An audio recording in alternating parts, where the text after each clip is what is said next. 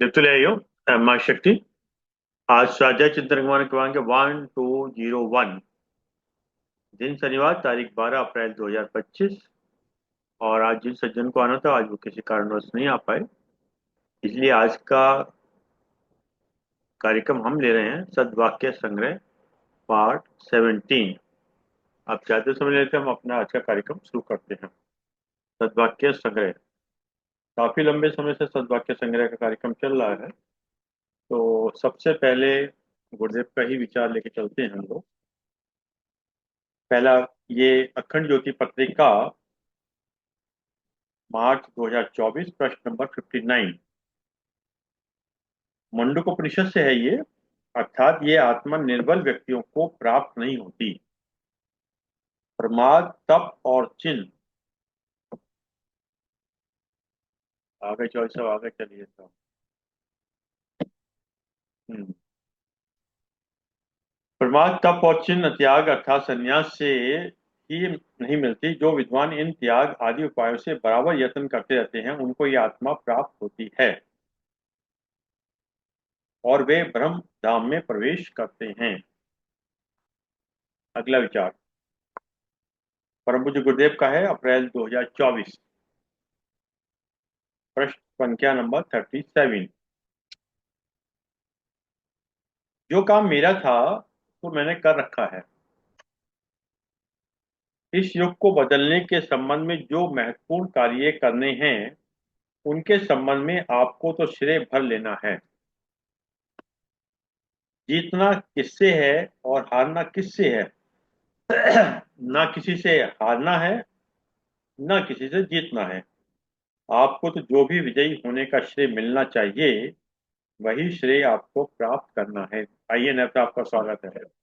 आज भी जो है कक्षा में कोई नहीं है। कल से तो हम 3 दिन के लिए जा ही रहे हैं बाहर, मैंने कहा आज कक्षा ले रहे हैं।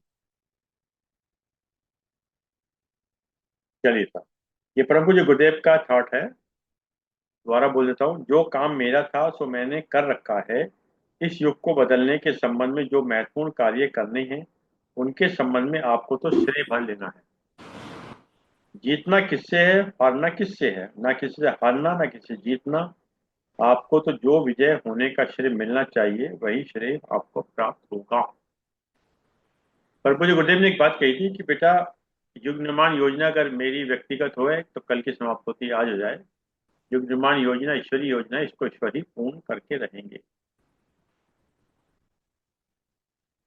इसमें एक और विचार है गुरुदेव का। मैं पूरे विश्व को बदलने का दावा करता हूँ, किसी सिद्धि से नहीं, अपने विचारों से।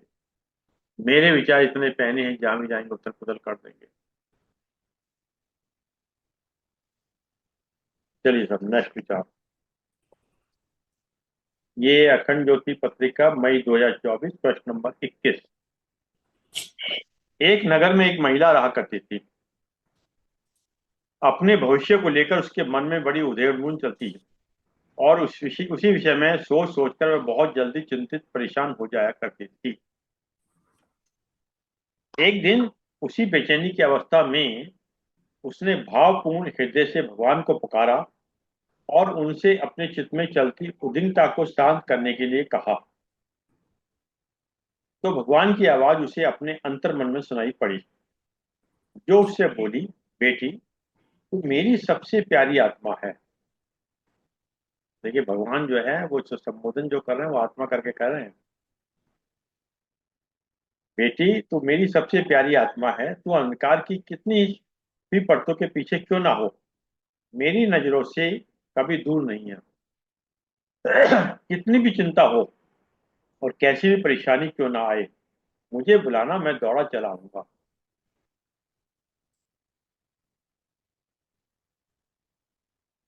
भगवान का साथ मिलते ही उस महिला का आत्मबल जाग उठा और उसे अनुभव हुआ कि भगवान तो क्षण प्रतिक्षण उसके साथ ही हैं। इसके बाद वह प्रकृति के नित्य नए सोपानों को प्राप्त करती चली गई। भगवान पर विश्वास सबको भवसागर से पार करा देता है। कहना चाहेंगे नैब साहब, क्या नहीं? कुछ नहीं, चलिए। थोड़ा इंटरनेट की प्रॉब्लम हुई, आपका स्टिल हो गया था, पूरा सेंटेंस ही नहीं सुन पाया। जब आपने कहा ना उन्होंने आत्मा कह के बुलाया, उसके बाद रुक गया था। आप चाहे तो इसको रिपीट कर दीजिए सर। दोबारा कर देते हैं। जी। एक नगर में एक महिला रहा करती थी। ये नेट की प्रॉब्लम तो नहीं है क्या? नेट, नेट से इस वक्त तो चौधरी ठीक आ रहा सर। चौधरी साहब का जो है ना, फोटो भी सही ऐसे लगता है, वो भी ऐसे लगता है, दोनों एक जैसे नजर आते हैं। नहीं, पता नेट का चलता है ये। प्रॉब्लम हो रहा है। हम्म। नेट का प्रॉब्लम हो रहा है सभी जगह। चलिए कोई नहीं, अभी तो होने दीजिए। एक नगर में कोई एक भी। महिला एक नगर में एक महिला रहा करती थी। अपने भविष्य को लेकर उसके मन में बड़ी उधेड़ बुन चलती थी, और उसी विषय में सोच सोचकर वह बहुत जल्दी चिंतित परेशान हो जाया करती थी, जैसा अक्सर हम भी हो जाते हैं। एक दिन उसी बेचैनी की अवस्था में उसने भावपूर्ण हृदय से भगवान को पुकारा, और उनसे अपने चित्त में चलती उद्विग्नता को शांत करने के लिए कहा।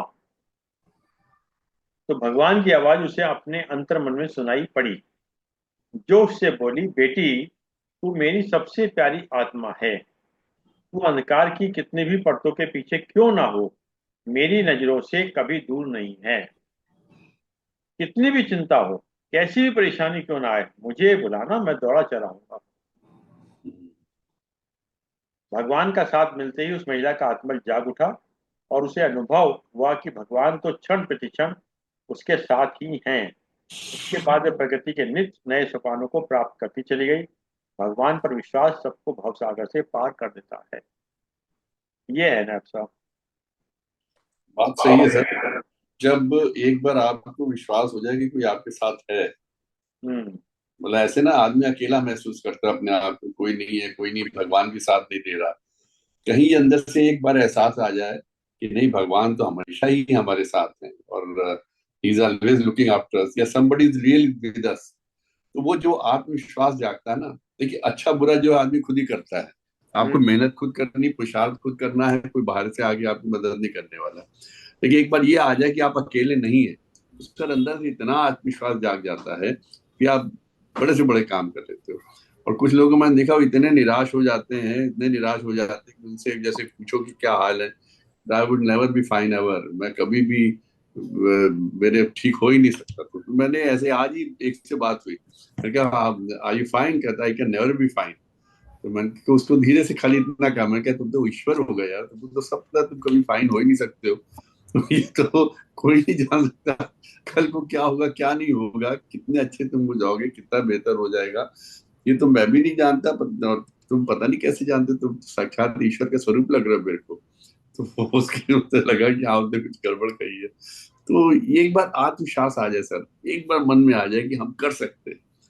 क्योंकि अच्छा बुरा, बड़े बड़े काम, मैं तो हमेशा कहता हूँ सर, जितने इस दुनिया में जितने बड़े काम है या जितने छोटे काम है, वो आदमी नहीं किए हैं, वही कर सकता है। और हम इस ब्रह्मांड की हम ही उत्पत्ति हैं, हम ही ने चीजों के करना है, और हमारे द्वारा ही कराई जानी है। तो ये सोच लें कि ये हमसे नहीं होगा, वो हमसे नहीं होगा, या हम नहीं कर सकते, वो गलत है सर। बिल्कुल सही कह रहे हैं। और आपने देखो आज का जो हमने थॉट भेजा था एक लाइन का, इंसान की सबसे बड़ी गलती यह है कि वह भगवान से पहले इंसान के सामने रोता है। हाँ, ये आज बड़ा अच्छा लगा आपका थॉट, ऑनेस्टली मुझे बहुत बढ़िया लगा। सुबह हमने हम्म। पढ़ा तो मैं क्या, बताओ कितनी सही बात है। पहले हम इधर उधर भागते हैं, कोई मदद कर दे, मदद कर दे, सब ठुकरा देते हैं, तब जाके मंदिर में गिरते हैं, "हे भगवान, हम्म। तू ही बचा, तू ही बचा" से पहले ही आ गया होता है यहाँ पे, तो इतनी जगह बेइज्जती कराने नहीं जाना पड़ता। Very true. उसमें बड़ा आत्मबल भी आता है। और जब भी आप ये बहुत कहते अच्छा हैं ना लगा। भगवान अगर साथ में है, इसको हम ऐसे भी मान सकते हैं। फॉर एग्जाम्पल, आपने कोई बिजनेस स्टार्ट किया, और धीरू अंबानी हमसे कहें, भैया चिंता मत करना, जब भी कभी कोई दिक्कत आए तो मुझसे बात कर लेना, तो उसका ये कहना ही मैं हूं ना, बहुत बड़ी ताकत देता है ना। सर आप ये देखिए, अब यही मेरे को एक चीज याद आती है, जब हम लोग छोटे थे, चौधरी साहब छोटे रहे होंगे, हाई स्कूल में पढ़ रहे होंगे, तब किसी ने अडानी अंबानी का नाम सुना था क्या? तब हम लोग टाटा बिरला की बातें हम्म। किया करते थे।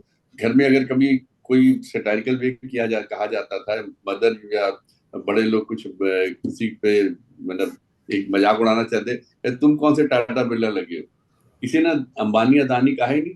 अंबानी 70s में आए, और ये अडानी जो मुझे लगता है शायद 90s में आए हैं, तभी इनके शेयर्स वगैरह आए थे, वहां से शुरुआत हुई। आज की तारीख में कोई टाटा बिरला नाम निकले के यही कहते हैं तुम कौन सा अंबानी के खानदान से हो या तुम कौन से अडानी के रिश्तेदार हो। तो ये सब चीजें से कब कौन कहाँ किस लेवल पे पहुंच जाए। मैंने खुद कानपुर में कितने लोगों को अपने सामने जो पहिए स्कूटर में चलते थे उनको बड़े बड़े बिल्डर बनते देखा, और कितने बड़े बड़े लोग थे उनको देखा उनके घर तक बिक गए और वो किराए के मकानों में मुंह छुपा के रह रहे।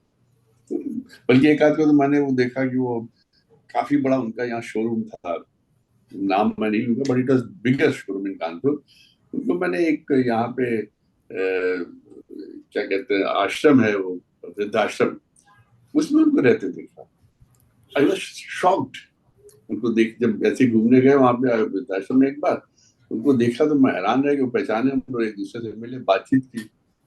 There might be some personal reasons, but जो भी हो अजीब सा लगता है सब चीजें, ये कहाँ कौन कैसे पहुंच जाए कुछ नहीं पता सब। आज आपने देखी ना एक मूवी अभी रिलीज हुई है, जाट।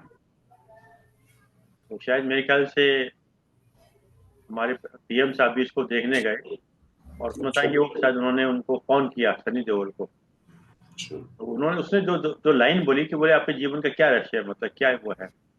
तो सनी देओल ने भी कहा कि अनुशासन और परिश्रम। जीवन के अंदर आपके अंदर अनुशासन होना चाहिए और परिश्रम होना चाहिए, तो आप बड़ी से बड़ी चीजों को भी पार कर सकते हैं। Very true. अभी जैसे आपने देखा होगा 6 बजे थे तो मैंने कक्षा स्टार्ट कर दी। आई डोंट बॉदर कि ए आए या बी आए सी आए, क्यों? तो मैंने अनुशासन भी का अभी वो एकदम है। से देखा, वो टाइम 6 बजे मैं देख रहा था मैच, जैसे देखा 6 बजे और आज आपका है तो मैंने कहा चलो हो सकता, मुझे नहीं, पता मेरा था मन कि क्या, नहीं मेरा शुरू से एकदम से 6 बजे एकदम भागा, जब तक ऑन किया तब तक 2-4 मिनट ऊपर हो गए। नहीं, कई मौके हमारे जीवन में आए होंगे भाई, कोई आता नहीं, क्या करें जी कैसे जी करें, बिल्कुल बिल्कुल। हम इसे बंद कर दें, जो कर रहे हैं। भाई कोई ऐसा भी। आप, अगर आपको याद हो सर, जब शुरू में हुई थी एक बार बात आपने की थी, आपने कहा जिस दिन 25 से कम हो जाएंगे देखने वाले हम इसको बंद कर देंगे, ये हमारी आपकी पर्सनल एक बात हुई थी। लेकिन उसके बाद आपने कहा कि नहीं नहीं, मुझे कुछ अंदर से ऐसा लग रहा है कि I should continue with it irrespective of the persons who attend. अच्छा, उस वक्त कोरोना पीरियड था तो बहुत लोग अटेंड करते थे, 40-40 50-50 लोग अटेंड करते थे। तो उसके पीछे वही नियमितता जो है, ईश्वर को जो है वो एक नियमितता पसंद है, जबकि ऐसा भी नहीं कोई समय कोई अभी मॉनेटरी गेन हो रहा है, सब कुछ मतलब उसके बावजूद भी अपने को मेंटेन करना और चलना, ये ईश्वर की सबसे बड़ी वो है ना, और उस पर विश्वास करना। सर वो विश्वास की वजह से ही होता है, हम्म। समर्पण कर देंगे तो विश्वास पैदा हो जाएगा सर। चलिए साहब, नेक्स्ट विचार। डायरी खोल लो। सेक्रेटरी साहब आपने खोल रखी हो तो निकालो डायरी अपने पन्ने। ठीक है।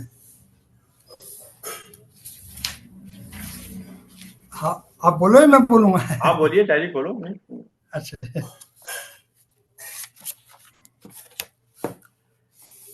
परमेश्वर ने सब मनुष्य समान बनाए हैं, सबका एक ही स्रोत तथा एक ही कर्ता है। सब जीव उसी एक सतनाम सागर की बूंद हैं और अंत में सबको उसी में समाना है। निज घर को लौट जाने और परमेश्वर से मिलाप करने का रास्ता हम सबके भीतर है, और वह भी सबके लिए एक ही है। केवल वह प्रभु ही सत्य है, शाश्वत है। ब्रह्मांड तथा इसकी सब वस्तुएं असत्य है, नाशवान है। उस सच्चे प्रभु को सोच विचार से नहीं पाया जा सकता, चाहे लाखों बार क्यों ना सोच विचार किया जाए। वह मन और बुद्धि की सीमा से परे है। असल में मन और बुद्धि दोनों ही अंधे हैं। इनसे तो हमारा सांसारिक समस्याओं का भी समाधान नहीं होता। मौन धारण करना, जप तप, पूजा पाठ, तीर्थ यात्रा आदि करने से भी प्रभु नहीं मिलता। मन और इसकी चतुराई तथा सूझबूझ प्रभु को पाने में असमर्थ है। परमेश्वर का मार्ग मन की पहुंच से बाहर है। प्रभु को पाने का एकमात्र साधन उसकी रजा में रहना, हुक्म मानना और शब्द यानी कि नाम मार्ग पर अग्रसर होना है। वह हुक्म अथवा शब्द हम सबके अंदर है। तीसरे तिल या शिव नेत्र में उससे मिलाप हो सकता है। गुरु नानक साहब की वाणी है, बिना हुक्म के कुछ नहीं हो सकता, हुक्म से ही सब कुछ होता है। जब तक प्रभु का हुक्म ना हो, चाहे गोलियां बरसती हों, कोई मर नहीं सकता और ना ही किसी को मारा जा सकता है। परंतु यह ज्ञान तभी हो सकता है जब जीव अंतर में हुक्म अथवा शब्द से जुड़ जाए।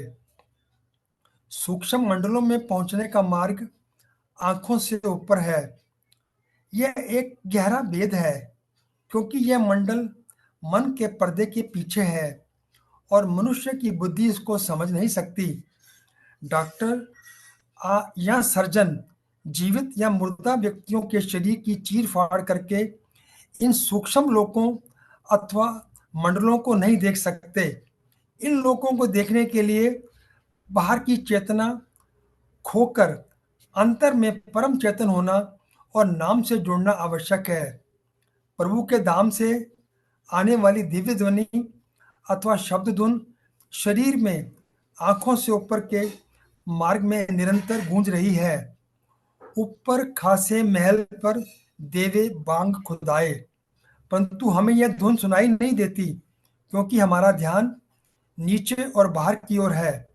जब तक हमारी सूरत लौटकर अंदर अपने ठिकाने पर नहीं पहुंचती, हम सच अथवा शब्द को, वास्तविकता को नहीं समझ सकते। आध्यात्मिक दृष्टि से सारा संसार सोया पड़ा है। यदि हम अपने अंतर में तीसरे तिल पर लौट आए तो जाग उठते हैं। इस केंद्र पर मीठी से मीठी, सुरीली से सुरीली धुन लगातार सीधे प्रभु के धाम से आ रही है। यदि हम अंधेरी रात में किसी घने वन में मार्ग भूल जाएं और पथ प्रदर्शक साथ ना हो, तो हम कहीं ना कहीं से आ रही आवाज को सुनने की कोशिश करते हैं, ताकि उसकी ओर चलते हुए किसी गांव या नगर में पहुंच जाएं। गहरे अंधेरे तथा रास्ते का पता ना होने के कारण हम कोई ना कोई प्रकाश ही ढूंढते हैं, जिसके सहारे उस आबादी तक पहुंच सकें।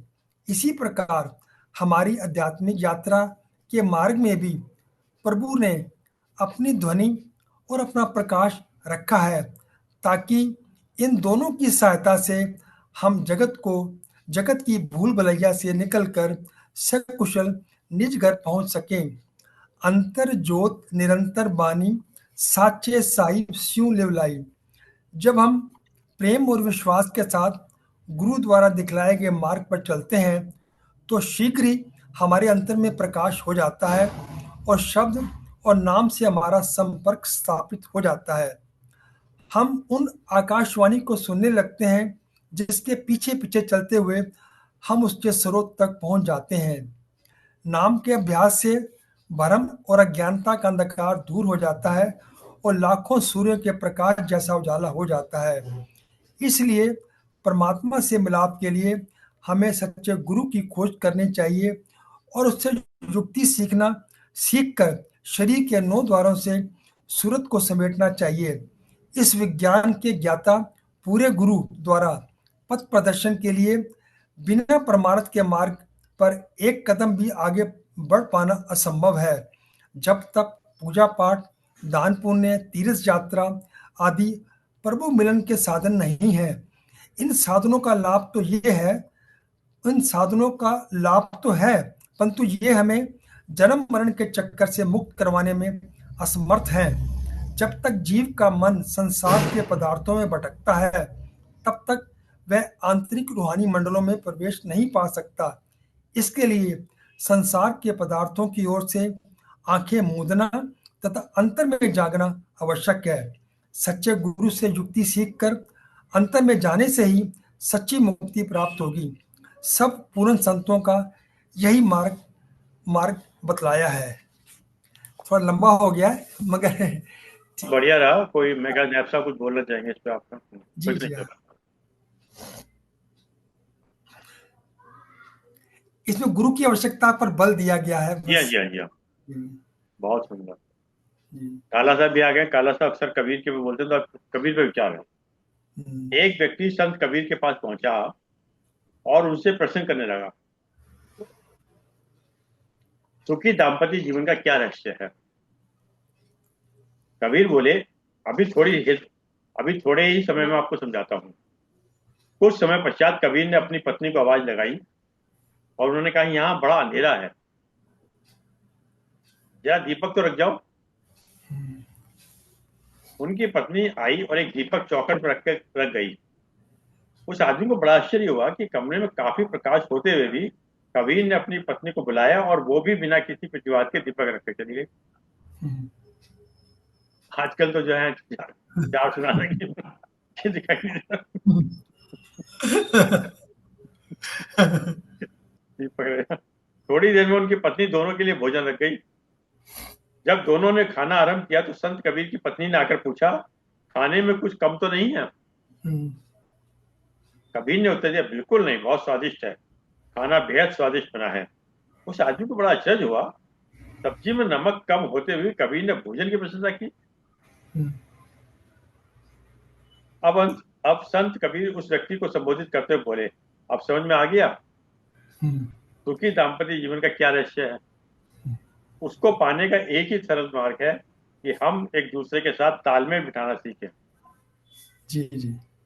एक दूसरे की कमियां निकालकर उनको नीचे दिखाने के बजाय यदि हम उनके गुणों का प्रश्य दें तो ग्रस्त एक तपोवन बच जाएगा। वाह वाह वाह, सही एकदम कह रहे हैं सही आप। सही। आपने बीच में जो सेंटेंस बोला ना कि आजकल की होती तो, या आजकल के होते तो, इनफैक्ट आजकल में भी अगर हम कबीर होते तो शायद दीपक आ जाता। उसके लिए नहीं खुद है। को भी सर उस लेवल तक लाना पड़ता है कि सामने वाला पूरे समर्पित हो। आप खुद समर्पित होना पड़ता है।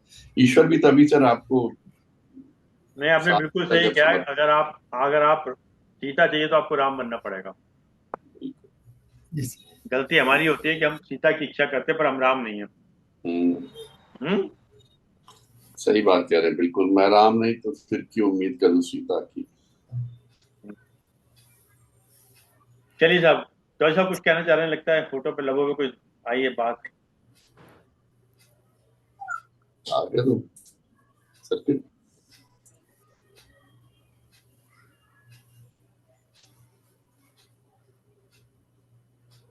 सर इसी संदर्भ में ना एक बलक बुखारा राजा हुए थे। तो वो दीक्षा लेने गए कबीर साहब के पास। तो कबीर साहब से दीक्षा लेने के लिए उनके पास रहने लगे।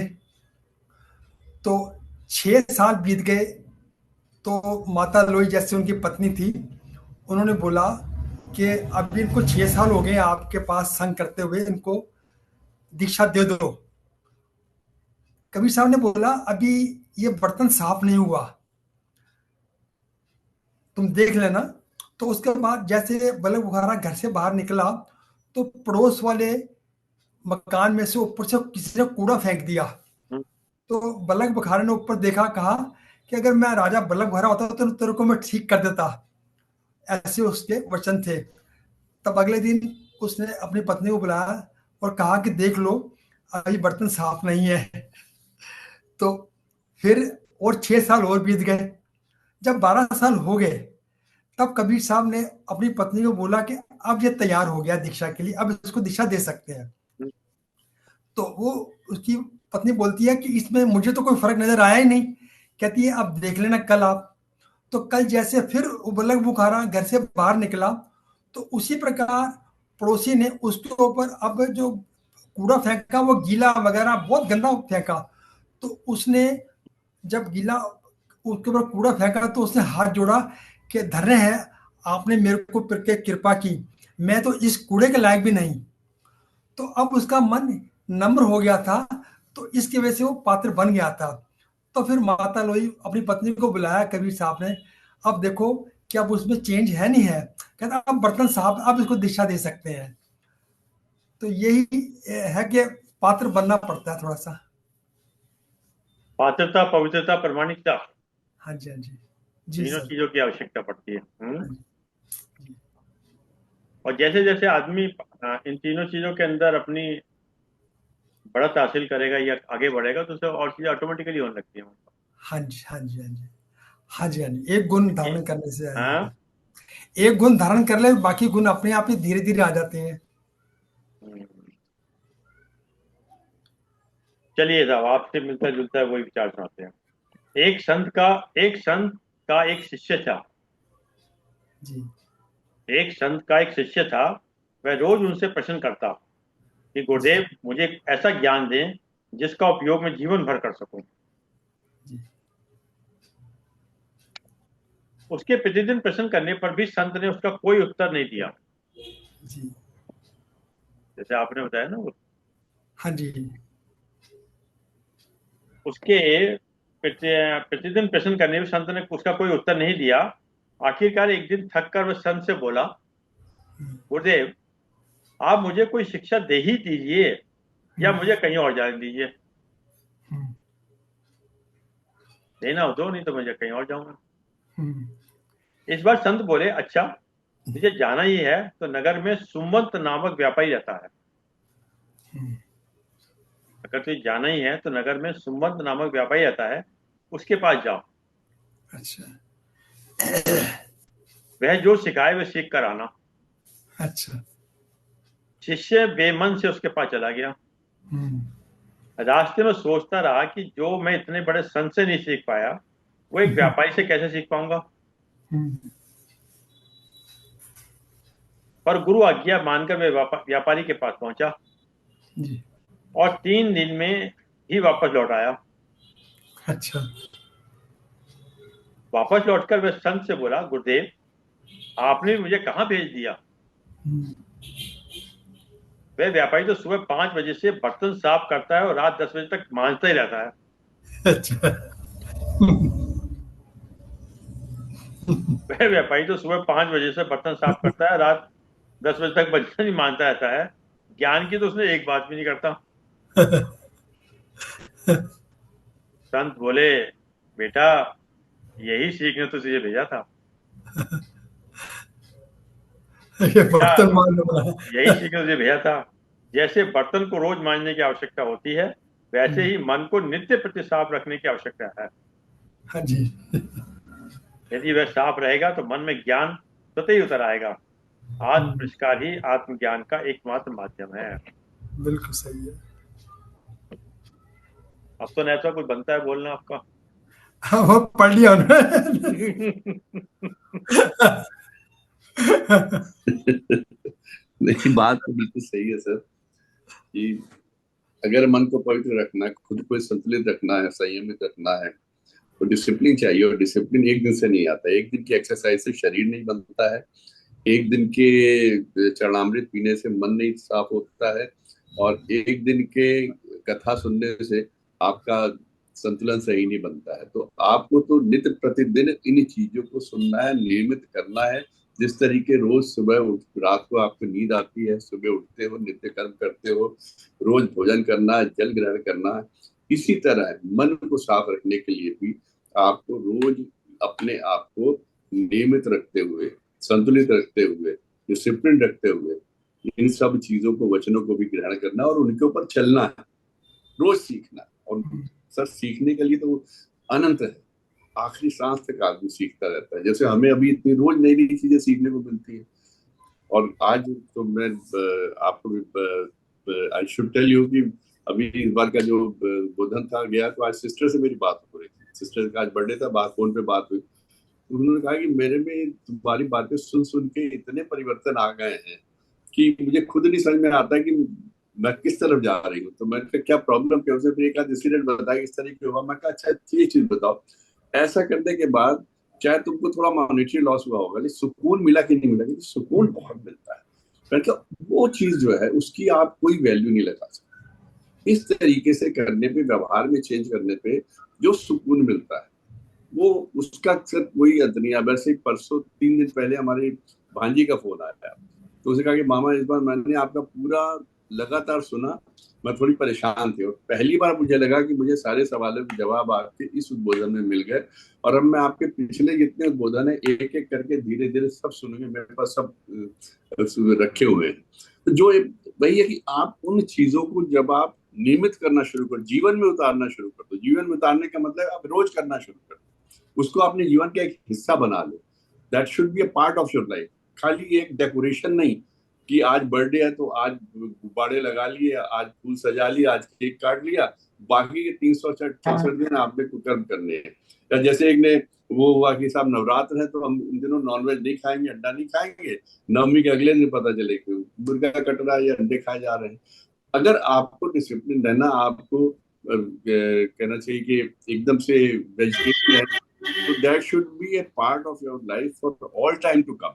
डेली रूटीन करिए, तब वो आपका शरीर और मन स्वस्थ रहेगा, स्वच्छ रहेगा। 6 दिन 7 दिन व्रत करने से कोई फायदा थोड़ी।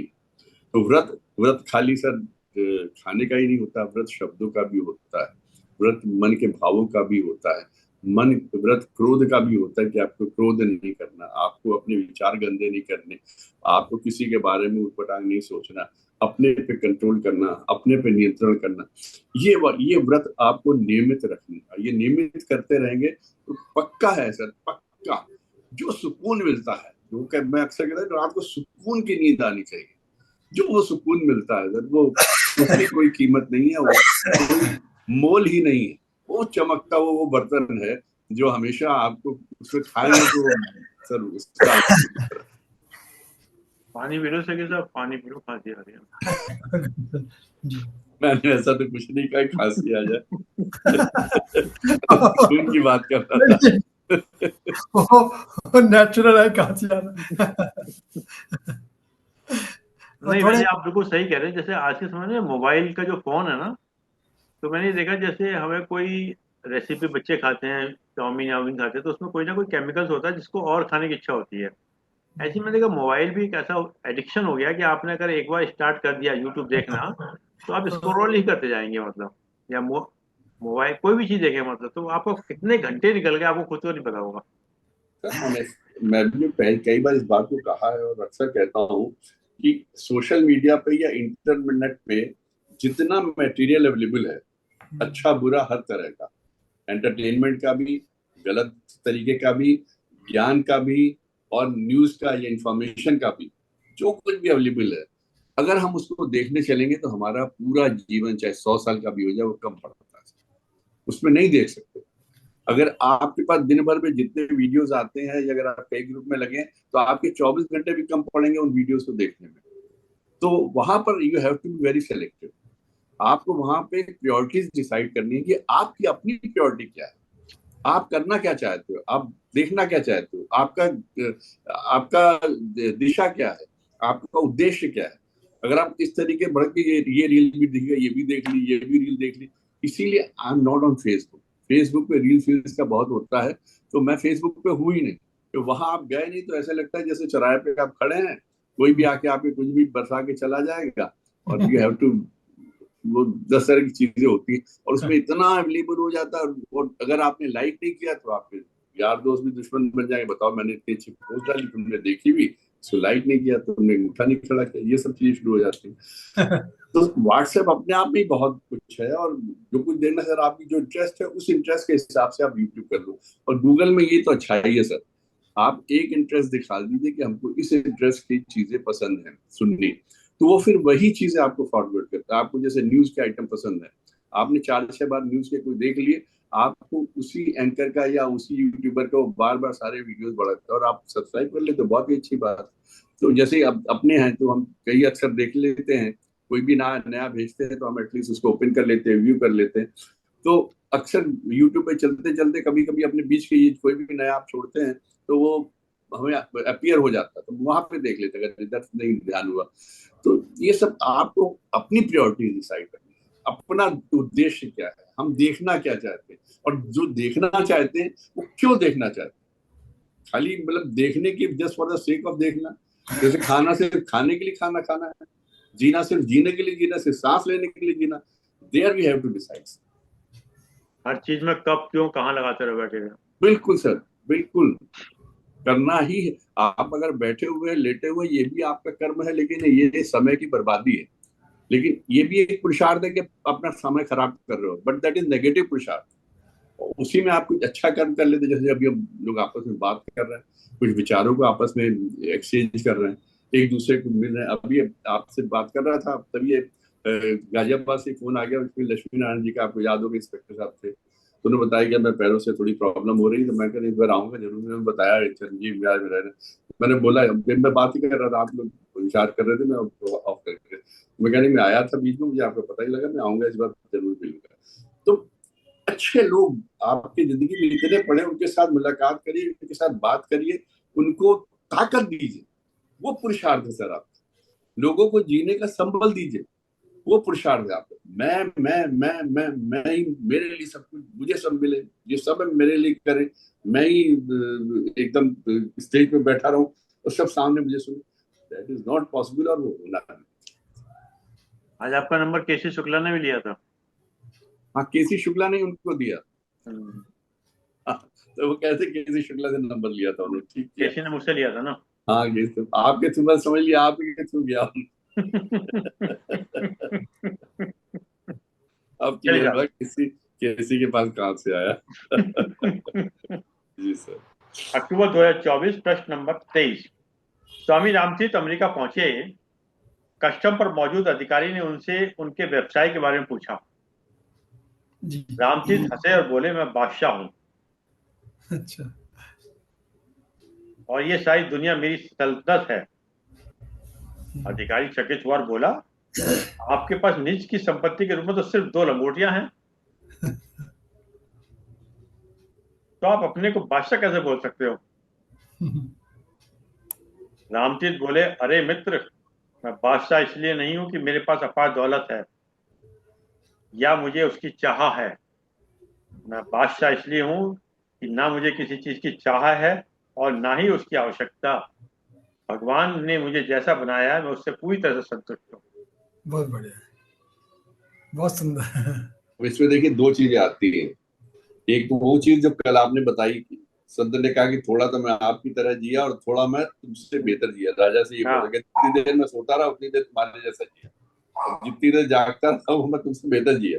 हाँ। और यहाँ पर वो कह रहे हैं कि जो मेरे पास है मैं उससे संतुष्ट हूँ, ईश्वर ने मुझे दिया, और इससे ज्यादा की मुझको आवश्यकता ही नहीं है। यानी संतोष जो है उसमें संतोष, अब कोई नई आवश्यकता पैदा, कोई इच्छा नहीं है। तो 2 चीजें, अगर आपको संतोष हो जाए और नई चीजों की इच्छा ना हो, और कोई कहे कि 2 की जगह 4 लंगोटी होती तो अच्छा रहता, रोज धोनी नहीं पड़ती, 6 हो जाती तो क्या बुराई थी, लंगोटी के बजाय एक धोती भी मिल जाती क्या बुराई थी, फिर एक बंडी भी मिल जाती तो क्या बुराई थी।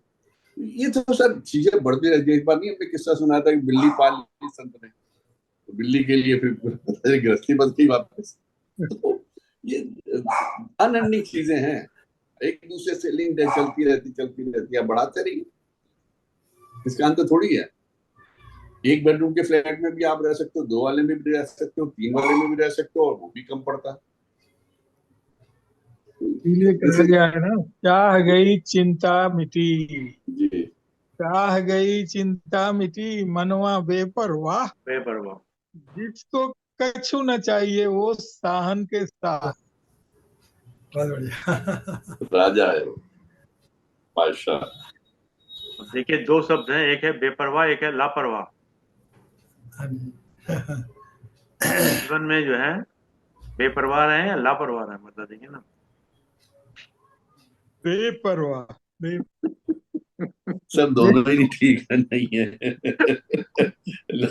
लापरवाह, आप जानते हुए भी परवाह नहीं कर रहे हैं, और बेपरवाह, आपको कुछ जानने की परवाह नहीं है। परवाह करिए उस ईश्वर की जिसने आपको बनाया, और उसके प्रति हमेशा समर्पित रहिए सर। अब परवाह रखिए इस बात की कि आपको किसी चीज की आवश्यकता नहीं होनी चाहिए, आवश्यकता बढ़ाए नहीं, अपने पे नियंत्रण की परवाह होनी चाहिए सर। चलिए साहब, नेक्स्ट। साधारण समय और विशेष समय में साधारण व्यक्ति और विशेष व्यक्ति में एक विशिष्ट अंतर होता है। और पूज्य गुरुदेव कह रहे हैं अखंड ज्योति पत्र 2024, प्रश्न 49 में, कि साधारण समय और विशेष समय, साधारण व्यक्ति और विशेष व्यक्ति में एक विशिष्ट अंतर होता है। बड़े शब्दों का देखिए, बड़ा गहरा हुआ है। साधारण की चाल धीमी होती है जी। और विशिष्ट को तत्काल निर्णय करने से लेकर कदम उठाने तक की प्रक्रिया संपन्न करनी ही होती है।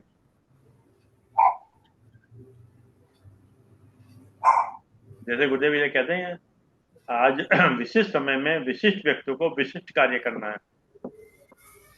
हम्म, विशिष्ट समय में विशिष्ट व्यक्तियों को विशिष्ट कार्य करना है। जब एक वक्त ऐसा होता है कि मरीज डॉक्टर के पास जाता है, और जब महामारी फैलती है तो डॉक्टर को मरीज के पास जाना होता है। बिल्कुल ठीक है सर। हम्म। बहुत सच है सर, बहुत सच। चलिए, नेक्स्ट थॉट और मुझे गुरुदेव का ही है, नवंबर 2024, प्रश्न नंबर 15। मनुष्य कर तो कुछ भी सकता है, और मुझे गुरुदेव कह रहे हैं मनुष्य कर तो कुछ भी सकता है, पर उसकी परिणति से नहीं बच सकता। उसकी परिणति। दुरुपयोग का परिणाम मात्र संकट और विग्रह ही हो सकता है।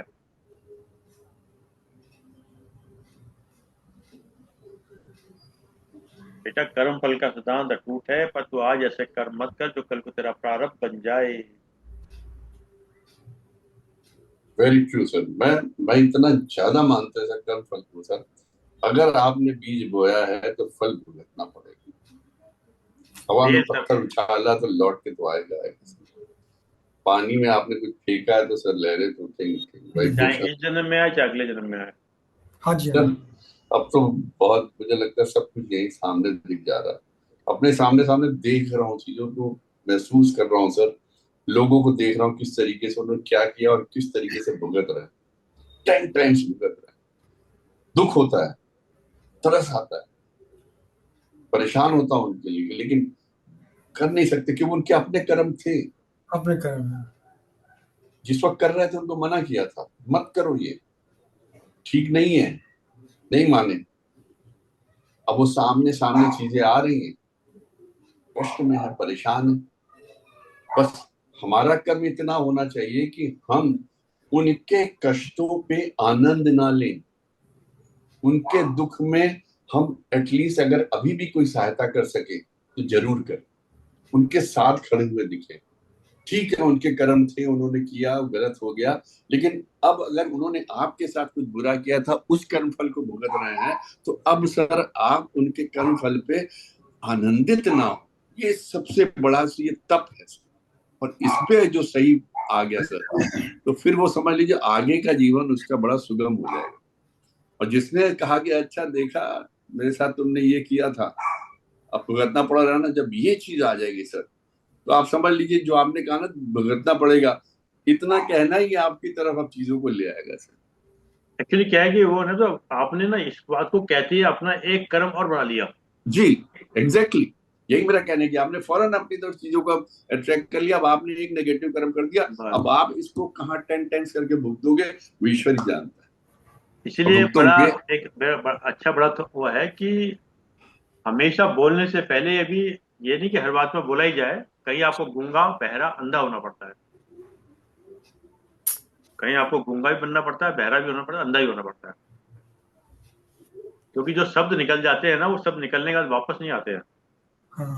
हम्म। और सबसे ज्यादा तकलीफ शब्द ही देते हैं सर, हम्म। सही जो है। हमेशा गूंजते रहते। एक आदमी तो कह के निकल गया, हम्म। लेकिन जिसने सुना है सर, हम्म। उसके मन से आप उन शब्दों को निकाल नहीं सकते। और जितने वो गहरे जाते हैं उतनी ही तकलीफ उसको होती है, और उतना ही रिपरकशन या उसका आप समझिए रिएक्शन आप पर कभी ना कभी आएगा। तो इसीलिए निकलती है सर बहुत। इसलिए आपने देखा होगा, आज मेरे मोबाइल के दूसरे नंबर से जो थॉट आया था वो था, एक अच्छा रिश्ता एक निवेश की तरह होता है। एक अच्छा रिश्ता एक निवेश की तरह होता है जो जीवन भर लाभ देता है। इस संबंध को संजो कर रखें, यही असली संपत्ति है। कई बार कई मौके पर हमने देखा कि आदमी बहुत पुराने रिश्तों को एक सेकंड में खत्म कर देता है, आर पार कर देता है। इसकी जगह आदमी को थोड़ा सा धैर्य रखना चाहिए और ये समझना चाहिए पानी पीने योग्य नहीं तो आग बुझाने काम आएगा। बहुत बढ़िया। ठीक है सर। बहुत बढ़िया। लेकिन इतना भी ध्यान रखना चाहिए, पानी बदबूदार नहीं होने तो पूरे घर को महका देगा कभी। उसका तो परित्याग ही करना चाहिए सर। अपने आप को शुद्ध कर लेना चाहिए। चलिए, बात निकलेगी तो बहुत दूर तक जाएगी। हाँ? मैं सर जो बताता हूँ अपने अनुभव के आधार पर नहीं बताता नहीं, हूँ। सही बात है। नहीं मैंने नहीं, चीजों ठीक को है बहुत सर। बर्दाश्त किया है, तो फिर सब देखता रहता हूँ, महसूस करता रहता हूँ क्या है कैसे है, और अपने आप का इवेल्युएशन भी होती रहती लगातार। पर्टिकुलरली इस जूम के प्लेटफॉर्म पे आने के बाद पिछले 5 सालों में अपना इवेल्युएशन बहुत करता हूँ, तो बहुत जरूरी है। हम्म। चलिए साहब, पृष्ठ 16 अगस्त 2024। बरसात का मौसम आने वाला है। बरसात का मौसम आने वाला है, छत पर मिट्टी डाल देनी चाहिए। पत्नी ने पति को सुझाव दिया। पति आराम पसंद था, तो बोले, अभी ऐसी भी क्या जल्दी है, मिट्टी डालने में समय ही कितना लगता है। पत्नी चुप हो गई। कुछ दिन बाद आकाश में बदली छाने लगी। पत्नी ने पति को पुनः याद दिलाया। पति बोले, घुमड़ने वाले बादल वर्षा नहीं करते। अच्छा। घुमड़ने वाले बादल वर्षा नहीं करते। एक दो दिन में मिट्टी डाल देंगे ना। कुछ देर बाद घनघोर वर्षा हुई और छत पर भर भरा कर गिर पड़ी। पति भाग भाग कर मरम्मत की कोशिश करने लगा, तो पत्नी ने उसे कहावत याद दिलाई। काल करे सो आज कर, आज करे सो अब, पल में पल्ले होगी बहुरी करेगा कब। तो मुझे मुझे आपकी बातें सुन के हंसी इसलिए आ रही थी, लगा मेरी कहानी बता रहे।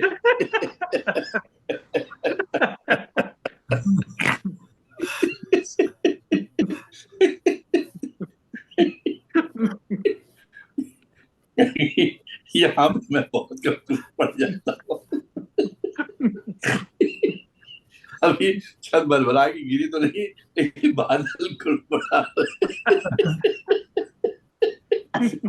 आज का थॉट सुनने वाला लगता आज पूरी रात जाग कर मिट्टी में लानी पड़ेगी।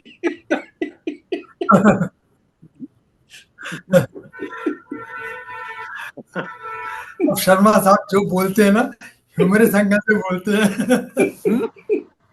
अब मैं, आप जो कुछ बोलते हो ना, ह्यूमरस एंगल से बोलते हो ताकि हंसी आ जाए। आप ये ह्यूमरस एंगल और ये हंसी वाली बात कर रहे हैं ना सर, आपके इसमें बड़ी अच्छी बात बताऊं। मैं सुबह जाता हूँ सर सनातन मंदिर में, शर्मा को पता है, वहां पे कमेटी में वाइस प्रेसिडेंट हूँ। एक स्कूल में चलते हैं, उसमें 4 स्कूल चलते हैं, उसमें एक में प्रेसिडेंट भी हूँ, तो अच्छा टाइम गुजर जाता है। तो वहां पर एक यहाँ के बहुत बड़े शोरूम के हैं मालिक, तो ही इज अराउंड 80। जब से हमने जाना शुरू किया, हम इसी तरह की ह्यूमरस कुछ ना कुछ कह के थोड़ा हंसाते रहते। एक दिन मेरे से उन्होंने हाथ जोड़ के कहा, उन्होंने कहा कि आप जब से आए हो मुझे लगा है कि मेरी जिंदगी 5 साल और बढ़ गई, मैं 5 साल अब और जीना चाहता हूँ इसी तरीके हंसते हंसते आपके साथ। और जिस दिन हम किसी वजह से मंदिर नहीं जा पाते, कितने फोन आते, क्या गलती हो गई, क्या गुनाह हो गया। तो कई बार मुझे लगता है मैं जरूरत से ज्यादा बोल जाता हूँ, इतना नहीं हंसना चाहिए, इतना मजाक नहीं करना चाहिए। लेकिन फिर जब उनकी बात सुनी मुझे लगा नहीं, कुछ लोगों को इसकी बहुत जरूरत है। उनकी लाइफ इतनी उस टाइप से स्टेगनेंट हो गई थी 80 की एज में आके, उनको खुद नहीं समझ में आ रहा था क्या करना क्या करना। थोड़ी परिवार की चीजें उनके साथ प्रॉब्लम चल रही थी, वो भी उन्होंने डिस्कस की। तो देन गॉट टू नो कि सर कोई आया, मैं देख रहा हूँ।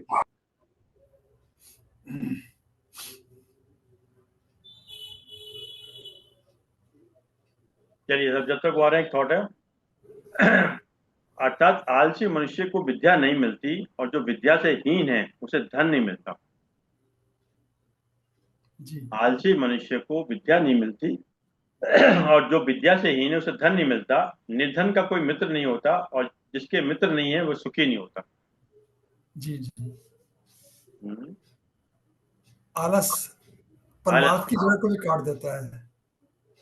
आलस में और प्रमाद में क्या फर्क है?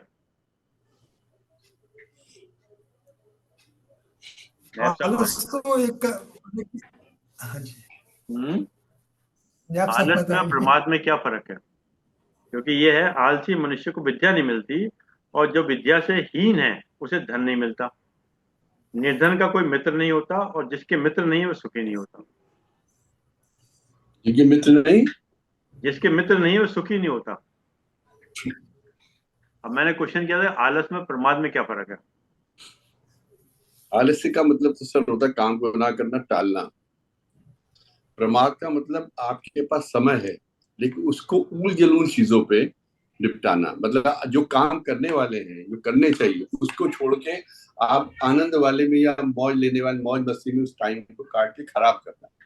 जैसे हम ही कहें कि हम मैच ही देख रहे हैं, या हम सीरियल ही देख रहे हैं, या कहीं पार्टी बाजी हो रही है कि बैठ के अपने चार दोस्तों के साथ इधर उधर घूम रहे हैं, उठपटांग खा पी रहे हैं, दैट इज प्रमाद। मतलब आप एक आलसी आदमी घर बैठ के कोई गलत आदत नहीं पाल रहा, सिर्फ आलसी है, लेकिन आप उसी समय में और नेगेटिविटी ला रहे हो, तो उसको फूहड़बाजी में खराब कर रहे हो, वो थोड़ा सा। आप सही कह रहे हैं, परंतु इसको थोड़ा सा बारीकी से अगर अवलोकन करें, आलस हमेशा होगा शरीर का, और प्रमाद होगा हमेशा मानसिक का। जैसे सुबह सुबह आंख खोली आपने, मन ने कहा भी सो जाओ, वो मानसिक होगा आपका, प्रमाद होगा वो आपका। और आलस हमेशा शरीर का होगा, प्रमाद होगा मन का, मानसिक जिसे कह सकते हैं ना।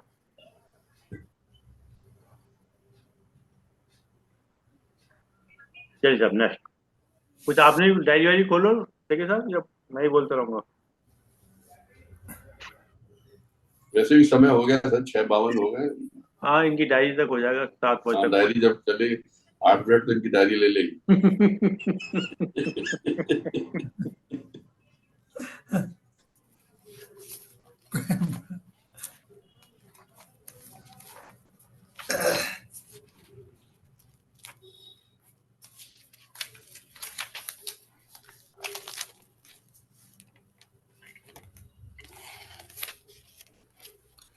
ये थोड़ा सत्संग का ही है विचार है जी सर। हाँ हाँ, कोई नहीं। सभी भाई और बहन ध्यान देकर सुने कि हम यहाँ क्यों इकट्ठे हुए हैं, हमारा यहाँ पर इकट्ठे होने का क्या कारण है। हम इंसान हैं, हमें चाहिए कि अपने हृदय को पवित्र और अपने चरित्र को ऊंचा बनाएं। किसी कौम, किसी मजहब के लिए हमारे मन में नफरत ना हो। जब ऐसा प्यार तब जब आता है, सब सारी दुनिया एक ही परमात्मा की बंदगी करे। जब तक हम बंदगी ना करें, हमारा एक दूसरे के साथ प्यार हो ही नहीं सकता। सबसे पहले यह विचार करें कि हम परमात्मा से मिले कैसे। हमारे वेद शास्त्र सभी परमात्मा की बंदगी पर जोर देते हैं। परमात्मा की खोज करने में लोगों ने कसर नहीं छोड़ी। कभी नदी, पर्वत, मैदान, तीर्थ, जंगल ढूंढ लिए, लेकिन परमात्मा नहीं मिला। कहाँ अरब के मैदानों में मक्का, काबा और मदीना, कहाँ पंजा साहिब, कहाँ कश्मीर की बर्फों में अमरनाथ, लेकिन मैं आज तक किसी को नहीं मिला। धर्म पुस्तकें कहती हैं कि परमात्मा तेरे अंदर है, लेकिन हम बाहर ढूंढते फिरते हैं। मिले कैसे? सबसे पहले हमारा ये फर्ज है, जब तक परमेश्वर नहीं मिलता, हम विचार करें कि हमें किसके साथ प्यार करना चाहिए। इस बात को विचारने के लिए सारी दुनिया की चीजों को सामने रखें। मुस्लिम फकीरों के अनुसार 4 अनासार तत्व, हवा, मिट्टी, आग और पानी, और 5वां नूर मिलकर यह दुनिया बनी है। तत्वों के अनुसार इसकी 5 श्रेणियां हैं। सबसे पहले वह श्रेणी है जिसमें एक तत्व प्रबल है, बाकी तत्व नाम मात्र ही हैं। वह क्या है? वनस्पति, सब्जी। अगर मन भर साग सुखाएं तो 34-35 सेर उसका पानी उड़ जाएगा, बाकी 5-6 सेर साग रह जाएगा। हमारे अंदर 5 तत्व हैं। अगर 5 तत्वों वाला मनुष्य होकर एक तत्व वाले तुलसी, पीपल वगैरह को पूजेगा तो वह क्या तरक्की करेगा? नहीं, बल्कि वह नीचे जाएगा। जो जो इससे आगे वाली श्रेणी है, उसमें 2 तत्व हैं, बाकी नाम मात्र को हैं। वे क्या हैं? कीड़े मकोड़े जैसे सांप, बिच्छू, चूहे वगैरह। इनमें दो तत्व आग और मिट्टी प्रबल हैं। इनको पानी की जरूरत नहीं होती। मैं सरगोदा, ये मतलब संत बोले हैं, मैं सरगोदा के इलाके में नौकरी करता रहा। वहां 20-20 मील तक पानी नहीं मिलता था। मैंने कहीं नहीं देखा कि ये जीव जंतु 20-20 मील तक पानी के लिए जाते हों। वे अपने लिए वनस्पतियों में से पानी निकाल कर गुजारा कर लेते हैं। जब सरगोदा की नहर नई नई निकाली गई, तब की यह बात है कि अब अब अगर 5 तत्व वाला इंसान होकर 2 तत्व वाले सांपों, चूहों आदि को पूजेगा तो क्या तरक्की करेगा, बल्कि वह नीचे की ओर जाएगा। जो इससे आगे की श्रेणी है, उनमें 3 तत्व हैं। बाकी 2 तत्व मिट्टी और आकाश बहुत कम है। अगर आदमी कौवा, गरुड़ों, गुग्गियों, चिड़ियों और अन्य 3 तत्व वाले जानवरों को पूजेगा तो क्या तरक्की करेगा? नहीं, बल्कि वह और नीचे की ओर जाएगा। इसके अलावा जो चौथी श्रेणी चौपाई जानवरों की है, इनमें 4 तत्व पूरे हैं और 5वां आकाश का तत्व नाम मात्र है। इसलिए गौओं, घोड़ों का ध्यान करने से भी हम नीचे की ओर जाएंगे। इसलिए जो सर्वश्रेष्ठ योनि है, वह मनुष्य की है, जिसमें पांचों तत्व पूरी तरह मौजूद हैं। इस नुक्ते पर पहुंचकर जिज्ञासु को आगे कोई राह नहीं सूझती और वह नास्तिक हो जाता है। अब आदमी आदमी को क्यों पूछे? परमात्मा नजर नहीं आता, कोई करे तो क्या करे, लेकिन इसके आगे रास्ता है। जिस तरह कोई तार यहाँ से बंबई या कलकत्ते से जुड़ी हो और तार के दोनों किनारों का जो यंत्र है, उनको बैटरी कहते हैं। एक बैटरी के जरिए खबर लेते हैं, दूसरी बैटरी के जरिए खबर देते हैं। अगर उस कमरे में 10-20 बैटरियां रख दी जाएं जो कि तार के साथ नहीं जुड़ी हों, तो क्या वह खबरें दे सकती हैं? नहीं, कभी नहीं। इसी तरह हमारे अंदर कौन सी तार है? वह शब्द जिसे भिन्न भिन्न महात्माओं ने कलाम इलाही, जिसको मुसलमान फकीरों ने बागी आसमानी कहा है, हजरत ईसा ने इसे वर्ड या लोगास कहा है। बैटरी क्या है? रूह अर्थात आत्मा। जब हमारे अंदर जब हमारे अंदर तार भी मौजूद है, बैटरी भी मौजूद है, लेकिन जुड़ी हुई नहीं है। वह महात्मा जो जन्म मरण से रहित हो चुके हैं, उनकी रूह उस शब्द के साथ जुड़ी है। हम उनके पास क्यों जाते हैं? इसलिए कि वो अपनी रूह शब्द के साथ जोड़ चुके हैं, हमारी भी जोड़ देंगे। जिस तरह वे परमात्मा के साथ बातें करते हैं, हमें भी करवा देंगे। जब तक परमात्मा नहीं मिलता, तब तक हमारे प्यार के योग्य वे महात्मा ही हैं। जब तक हम उनकी हिदायत के अनुसार मेहनत नहीं करते और अपनी रूह को 9 दरवाजों से निकालते नहीं, हमें परमात्मा के दर्शन नहीं होते। वे महात्मा बिना किसी मुआवजे के, तनख्वाह के हमारी सेवा करते हैं और रूहानी मंजिलों पर ले जाकर हमें मालिक से मिला देते हैं। लेकिन मुश्किल क्या है? हमारे साथ मन लगा हुआ है। ये बेईमान अंदर जाने नहीं देता। अगर लड़का स्कूल कॉलेज में जाता है और मास्टर प्रोफेसर की हिदायत के अनुसार मेहनत करता है, तो वह BA MA हो जाता है। इसी तरह जब हम भी पूरे सदगुरु की हिदायत के अनुसार मेहनत करेंगे, मुकाम हक अर्थात सचखंड में पहुंच जाएंगे। लेकिन इसका मतलब यह नहीं कि मौत के बाद पहुंचेंगे, बल्कि जीते जी पहुंचेंगे। ये कायदा, ये कानून तो मजहबों व धर्मों का है कि मौत के बाद आपको वह मिलेगा, वह मिलेगा। लेकिन संत कहते हैं कि जीते जी ऊपर चढ़ो और अपनी आंखों से देख लो। जब इस शब्द में स्वामी जी महाराज भी यही बतलाते हैं। वे संत महात्मा कामिल मुर्शिद जो उस मालिक के भेजे हुए आते हैं, वे इस दुनिया में आकर होका देते हैं। कामिल मुर्शिद पूरे सदगुरु के पास जाओ और रास्ता में बताते हैं। उनके अनुसार कमाई करके अपने अंदर पर्दा खोल लो। हमारा एक एक मिनट करोड़ करोड़ रुपए का है। हमारा इतिहास गवाही देता है कि जब सिकंदर महान सतलुज तक जीत कर वापस जा रहा था, तब जोशियों ने उसको बताया कि तेरी मौत तब आएगी जब आसमान सोने का और धरती लोहे की होगी।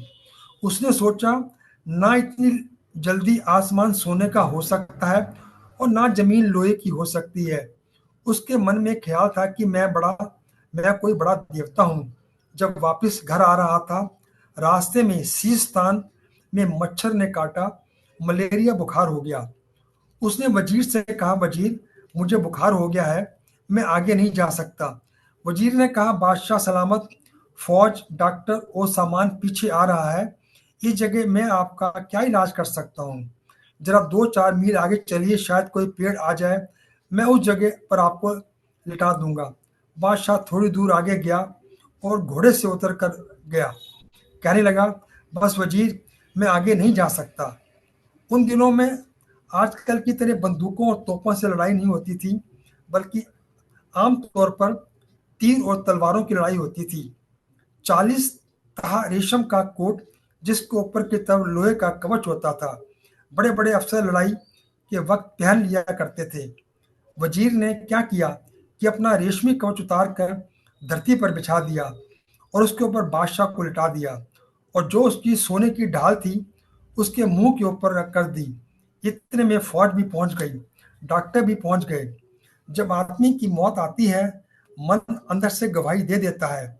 सिकंदर ने देखा कि इस वक्त जमीन लोहे की है और आसमान सोने का है। समझ गया कि मेरी मौत आ गई है। डॉक्टरों ने देखकर कहा, बादशाह सलामत, बीमारी आपको खा गई है, अब इसका कोई इलाज नहीं है। बादशाह ने पूछा, कोई उपाय? कहने लगे, बिल्कुल नहीं। उसने कहा, मैं अपनी आधी बादशाह दूंगा, मुझे एक बार अपनी माँ से मिला दो।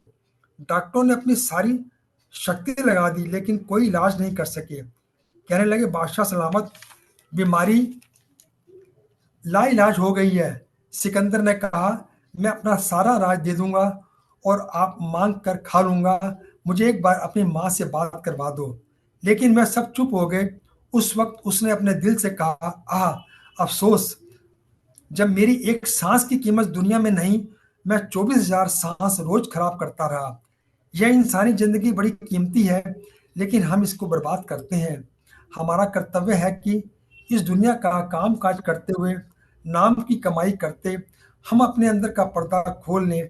लेकिन मुश्किल यह है कि हम मन की लज्जतों, शराबों, कबाबों, दुनिया के सैर सपाटों, रंग तमाशों में रात दिन डूबे रहते हैं। हम कहते हैं कि मरने वाले और हैं, हमें नहीं मरना। हम सोचते नहीं, इसलिए कामिल फकीर आकर होका देते हैं, लेकिन हमारे कानों पर जू नहीं रेंगती। जिन्होंने उनका कहना माना, उनको वह साथ ले गए, उन्हें अपनी जैसे बना लिया। जिन्होंने नहीं माना, वे यहीं रह गए। ये सब खत्म हो गया सर, यहीं पर है। चलिए, अच्छा बता दिया आपने, खत्म हो गया। नायब साहब, कोई कुछ बताना चाहेंगे सिकंदर के विषय में? चलिए। बहुत सुंदर विचार था। और सिकंदर ने फिर बाद में यही कहा था कि सब मेरे दोनों हाथ खाली छोड़ दो, ताकि मालूम पड़ जाए कि हाँ। यहाँ से कुछ भी लेके जाना संभव नहीं है। जी जी। और इसमें एक प्रसंग और आता है। एक बार सिकंदर ने जो है समुद्र पर आक्रमण कर दिया। हाँ जी। समुद्र से कहा कि तूने मेरी 2/3 जगह घेर रखी है, कोई अच्छा। टैक्स हमको नहीं पे करते हो। इनकम टैक्स वाले नेता बोले, कोई टैक्स दिया करो। समुद्र ने कहा, ठीक है, हम आपको टैक्स दे देते हैं। तो तभी उसमें से समुद्र से जो है हीरे जवाहरात निकलने लगे। अच्छा। तो सिकंदर बोला, इनको लेके कैसे जाऊंगा? हाँ। तो समुद्र ने देखा कि वहां से किसी आदमी की डेथ हो गई थी, तो उसकी खोपड़ी थी। बोले, इसकी खोपड़ी अच्छा। में भर लो अपना। अच्छा। सिकंदर उसकी खोपड़ी में भरता गया, भरता गया, भरता गया। वो भर के नहीं दी गई, परेशान हो गया। फिर हम्म, समुद्र से उसने कहा, क्या करें? हम्म, तब समुद्र बोला, हे सिकंदर, ये मानव की खोपड़ी है, इसकी हवस कभी नहीं बढ़ती। बढ़ता जा, बढ़ता जा। बहुत बढ़िया। चलिए साहब, एक विचार कह के अपनी बात समाप्त करते हैं। ये है सितंबर 2024, प्रश्न नंबर 9। बड़ा गहरा विचार है, बहुत सुंदर है, बड़ा अच्छी है। भिक्षु विनायक को प्रवचन करने की आदत पड़ गई। भिक्षु विनायक को प्रवचन करने की आदत पड़ गई। विद्वान थे तो विषय की जानकारी भी थी। हम्म, अतः सड़क पर खड़े होकर लोगों को पकड़ते और उन्हें भांति भांति के विषयों पर प्रवचन दिया करते थे। हम्म, कुछ सुनना चाहे तब भी, ना सुनना चाहे तब भी, चार सुना देते थे। लोग तरस छोड़ने लगे। हम्म, तो कई बार जो है ना, आदमी को जो है ना अधिक अगर अमृत भी दे दो तो विष का काम करता है। और गीता जी में तो यहाँ तक कहा गया है कि जब तक कोई पात्र ना हो उसके सामने कुछ बोलो ही मत ना। हाँ जी, हाँ जी, सही है। वो लोग त्रस्त होने लगे। कुछ ने तथागत से उनके व्यवहार की शिकायत कर दी। हम्म, तथागत ने विनायक को मिलने के लिए बुलाया और पूछा, भंते, यदि कोई मार्ग पर खड़ा होकर गाय गिनने लगे तो क्या वो उनका स्वामी बन जाएगा? हम्म, हम्म, भंते, बड़ी गहरी लाइन बोली है। हाँ यदि हाँ, कोई मार्ग पर खड़ा होकर गाय गिनने लगे तो क्या वो उनका स्वामी बन जाएगा? जी जी। विनायक ने उत्तर दिया, नहीं भगवान। हम्म, तथागत आगे बोले, पुत्र, देखिए क्या शब्द है, प्रवचन सदा ही दूसरों के वचन हैं। प्रवचन दूसरों के वचन है। प्रवचन सदा ही दूसरों के वचन हैं। हम्म, एकत्रित की हुई जानकारी सूचना मात्र होती है। हाँ जी। एकत्रित की हुई जानकारी सूचना मात्र होती है, ज्ञान नहीं। हम्म, अनुभव से निकला हुआ ज्ञान स्वयं को प्रकाशित करता है। जी, अनुभव से निकला ज्ञान स्वयं को प्रकाशित करता है और जगत को आलोकित। करता है। तुम पहले स्वयं को प्रकाशित करो, फिर ज्ञान स्वयं ही तुम्हारे माध्यम से प्रभावित होने लगेगा। जैसे नैप साहब जो हाउ टू बैलेंस लाइफ कहते हैं, वो पहले अपना बिल्कुल उदाहरण सही। बोलते हैं। वेरी हाँ, चलिए, ऐसा कुछ बोलने को बनता है नहीं? नहीं सर, आपने इतना अच्छा बता दिया। मैंने क्या बताया, मैं तो पढ़ के सुनाया है। अनुभव से जो ज्ञान निकलता है सर, उसका कोई सानी नहीं है। हम्म। विचारों को सुनकर आगे उगल देना, वो कोई ज्ञान नहीं है, ना वो प्रवचन है। इसको तो जनरली हमारे गुरुदेव कहते हैं, अगर वो ज्ञान आपके अनुभव में नहीं है तो जस्ट लाइक ए वॉमिट करना होता है। वही है ना, आप आपको प्रैक्टिस में लाना चाहिए। वो प्रैक्टिस में लाइए, प्रैक्टिस के बाद जो आपको अनुभव प्राप्त होगा, जो अनुभूति होगी, उसको दूसरों के साथ बांटिए, वो ज्ञान। वो ज्ञान। चलिए चौधरी साहब, दो शब्द बोलिए फिर फटाफट समाप्त करें 7 बजे। बहुत बहुत बहुत धन्यवाद। और जैसा कि नेब साहब ने कहा कि अनुभव करने के बाद बोलने से उसका प्रभाव ज्यादा पड़ता है, तो हमने देखा है कि जब बैलेंस लाइफ के बारे में नेब साहब प्रवचन बोलते हैं तो काफी प्रभावकारी होता है। इसका मतलब यह है कि वो उसमें काफी चीजें ऐसी होती हैं जो उन उन्होंने अनुभव किया हुआ है, ऐसा मुझे लगा। अब नेब सही साहब लगा। भी बताएंगे, काफी चीजें उसमें ऐसी होंगी जो उन्होंने अनुभव किया है और तभी बताते हैं। तो और आपने भी बहुत सारी बातें अभी बताई, और हमारे सीकरी साहब तो ग्रंथों से पूरा उपदेश दे दिया। बहुत बहुत धन्यवाद, बहुत बहुत आभार, बहुत बहुत प्रणाम सब। धन्यवाद आदरणीय शेखर साहब। धन्यवाद आदरणीय अरुण शर्मा जी। आपका निरंतर प्रयास से स्वादिष्ट चिंतन की क्लास में हमें भी सुनने को पढ़ने को मिल जाता है, और हम इससे बड़े प्रेरित होते हैं, ताकि इसमें लगे रहें, क्योंकि सत्संग में लगे रहेंगे, आँख सुलगती रहेगी, तो कभी ना कभी प्राप्त कर लेंगे, अपने आप को साफ कर लेंगे। आप आपकी आज के उद्बोधन के लिए, सद्भाग्य भाग सतना के लिए आपका बहुत बहुत धन्यवाद। और नेप साहब का भी बहुत बहुत धन्यवाद। आदरणीय वीन चौधरी साहब का भी बहुत बहुत धन्यवाद। बाकी सब श्रोताओं का भी बहुत बहुत धन्यवाद सर। चलिए नायब साहब, आप भी समाप्त करें। बहुत बहुत धन्यवाद शर्मा जी। देखिए, अभी इसी दौरान जिस वक्त ये चल रहा था पूरा कार्यक्रम, तो उसी वक्त वो घटना भी घटित हो गई जो आपने कबीर जी के लिए कही थी, तालमेल कैसे बैठाया जाता। आपने शायद देखा होगा, पीछे से कोई झांक रहा था, बड़ी मुश्किल तालमेल बैठाया।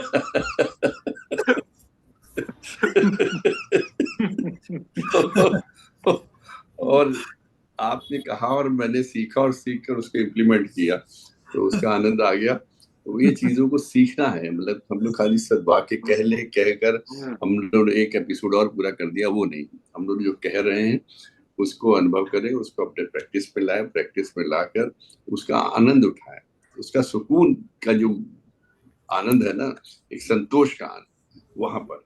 और अगर हम जब कहते हैं अपनी आवश्यकताएं हम लोग कम करनी चाहिए, तो कम करिए, कम करनी चाहिए। और कम करने के बाद का आप देखिए कि आप इससे कम में भी जी सकते थे, इससे कम में भी काम चला सकते थे। आप तो जबरदस्ती इतना सब लादे हुए घूम रहे थे, इतनी बड़ी गठरी उठाई हुई थी। तो ये सब यहाँ जो सद्वा के बोले जाते हैं सर, आप जो चीजों को लेके आते हैं, एक ही एपिसोड में कितने विचार आ जाते हैं। आप बताइए, उस एक ही साहब ने पूरी प्रवचन जो दिया गया संत जी द्वारा, लोग तो ब्यास जी को मानते हैं, उधर के हैं, तो वो सब चीजें सब आती हैं। तो आप बड़े लोगों की बातें भी सुनते हैं, आपने उनके गुरु जी की बातें सुनाई, उन्होंने अपने गुरु जी की बातें सुनाई, और सबका एक ही संदेश है कि किस तरीके पहले से बेहतर इंसान बनो।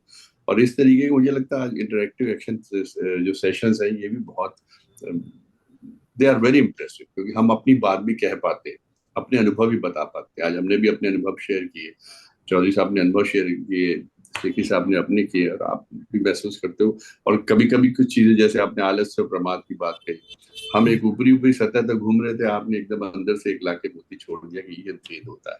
तो एक नया ज्ञान में देखिए वृद्धि में, कहते हैं नहीं, निरंतर सीखते रहते हैं, वही सीखने की प्रवृत्ति, सीखने की अवसर मिलता है आपके इस तरीके से। तो आपके आज के उद्बोधन के लिए, आज के सद्वा के प्रोग्राम के लिए, और सबके इंटरेक्शन के लिए सबका बहुत बहुत धन्यवाद सर। बहुत बहुत धन्यवाद धनी रंजन साहब, बहुत बहुत धन्यवाद धनी शेखी साहब, बहुत बहुत धन्यवाद धनी चौधरी साहब, लाखन सिंह साहब, प्रोफेसर काला साहब, और जूम के लोग का विशेष रूप से धन्यवाद। और जैसा कि एक साहब तो 3 बार ओम के साथ अपनी बात समाप्त करते हैं आज का विचार। मकान की ऊंचाई पर मत जाओ, मकान की ऊंचाई पर मत जाओ, यदि घर में बुजुर्ग हंसते हुए मिले तो समझ लेना ये अमीरों का घर है। सही बात, वेरी ट्रू। यदि घर में बुजुर्ग हंसते मिले तो समझ लेना ये अमीरों का घर है। बहुत बढ़िया। आइए तीनों हमको चाह कर ओ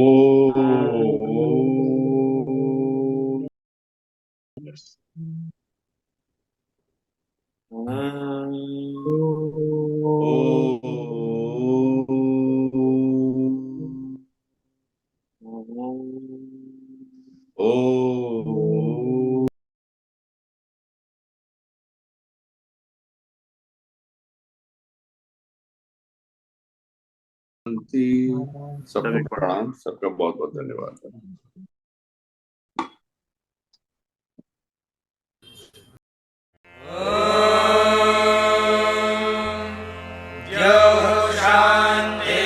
शान्तिरन्तरिक्षं शान्तिः, पृथिवी शान्तिरापः शान्तिरोषधयः शान्तिः, वनस्पतयः शान्तिर्विश्वे देवाः शान्तिर्ब्रह्म शान्तिः, सर्वं शान्तिः शान्तिरेव शान्तिः।